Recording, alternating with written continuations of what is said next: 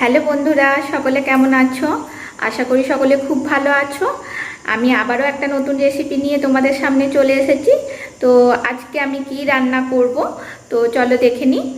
আর এই রান্নাটা ভালোভাবে জানতে হলে কিন্তু ভিডিওটা শেষ পর্যন্ত দেখতে হবে। তো তাহলে আমি চলো রান্নাটা শুরু করি। আজ আমি বানাবো চিড়ের প্যানকেক। আবার দক্ষিণী ভাষায় এটাকে চিড়ের উত্থাপামও বলা হয়ে থাকে। আমি চিড়ে নিয়ে নিয়েছি 1 কাপের থেকে একটু বেশি, আর ময়দা নিয়ে নিয়েছি। আর এখানে আমি টক দই চিনি দিয়ে 1 চামচ চিনি দিয়ে ফেটিয়ে নিয়েছি। এখানে পেঁয়াজ কুচি আর লঙ্কা কুচি নিয়েছি। আমি চিড়েটা ওই বাটির মধ্যে নিয়ে নেব। চিড়েটা আমি 2 ঘন্টা ধরে মানে ভিজিয়ে রেখেছিলাম। তার আগে ভালো করে ধুয়ে নিয়ে 2 ঘন্টা আমি চিড়েটা ভিজিয়ে রেখেছিলাম। তোমরা চাইলে চিড়েটা মিক্সিতে পেস্ট করেও নিতে পারো। আমি এটা এইভাবেই করব। ভালোভাবে চটকে চটকে চিড়েটাকে মেখে নেব আমি।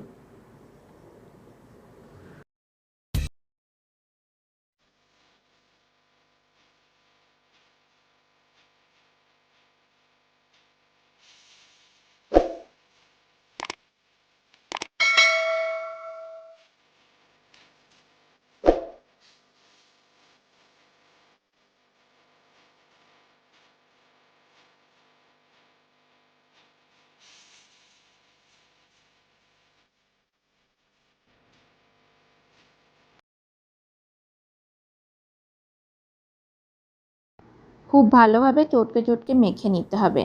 আর ময়দা আমি পুরোটা দেব না, সামান্য পরিমাণে ময়দা দেব। যদি বানাতে বানাতে মনে হয় যে আরেকটু ময়দা লাগবে, বেশি নরম হয়ে যাচ্ছে, তখন ময়দা আরেকটু দেয়া যাবে।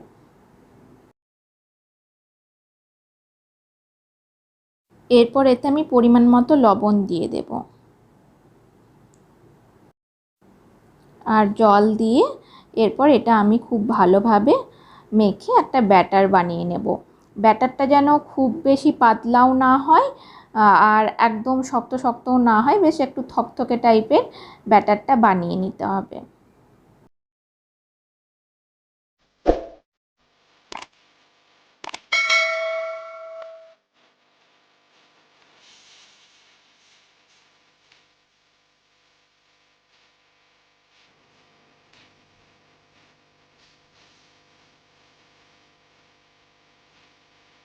আমি তাওয়াতে তেল বুলিয়ে নিয়েছি, তারপর এর মধ্যে ব্যাটারটা দিয়ে দিলাম। ব্যাটারটা দেওয়ার পর 2 মিনিট মতো এটা রাখতে হবে, কারণ এটা হতে একটু টাইম লাগে। আমার এক পাশটা ভালোভাবেই হয়ে গিয়েছে, এর মধ্যে তেল বুলিয়ে দিলাম। তারপর হালকা করে উল্টোতে হবে। তারপর এই পাশটা আরও 1 মিনিট মতো হতে দেব। দেখো আমার প্যানকেক রেডি হয়ে গিয়েছে। আর এটা ব্রেকফাস্ট হিসেবে বা টিফিন হিসেবেও ব্যবহার করা যায়। বাচ্চাদের খুব খেতেও ভালোবাসে আর খুব সহজেই হয়ে যায় এটা। তো তোমরা বাড়িতে ট্রাই করে দেখো। আমার চ্যানেলটা যারা সাবস্ক্রাইব করেছো তাদেরকে অসংখ্য ধন্যবাদ জানাই। আর এখনও যারা আমার চ্যানেলটা সাবস্ক্রাইব করোনি তারা নিচে থাকা লাল রঙের সাবস্ক্রাইব বাটনটা অন করে দিও, আর পাশে থাকা বেল আইকনটাও অন করে দিও। তাহলে আমি যখনই নতুন নতুন রেসিপি আপলোড করব তোমরা সাথে সাথে তার নোটিফিকেশন পেয়ে যাবে।